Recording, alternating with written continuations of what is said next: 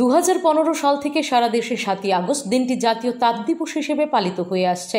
এবছর সারা দেশের 10ম জাতীয় তাঁত দিবস পালিত হচ্ছে। 10ম জাতীয় তাঁত দিবস উপলক্ষে বুধবার রাজধানীর পূর্বাশা পরিদর্শনে যান মুখ্যমন্ত্রী প্রফেসর ডক্টর মানিক সাহা। পূর্বাশায় বিভিন্ন সামগ্রী সম্পর্কে খোঁজ খবর নেন তিনি।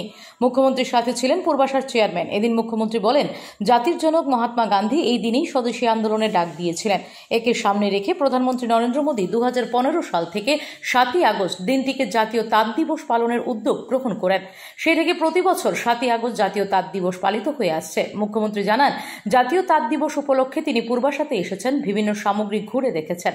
পূর্বাশায় বিভিন্ন স্বসহায়ক দলের বানানো সামগ্রী ক্রয় করার জন্য রাজ্যবাসীর প্রতি আহ্বান জানান মুখ্যমন্ত্রী। জাতীয় তাঁত দিবস উপলক্ষে রাজ্যবাসীকে অভিনন্দন জানান তিনি। 7ই আগস্ট হচ্ছে স্বদেশী আন্দোলনের একটা অঙ্গ, ভারত ছাড়ো আন্দোলন। আমরা সবাই জানি যে মহাত্মা গান্ধীর আজকের দিনেই উনি স্বদেশী আন্দোলনের ডাক দিয়েছিলেন।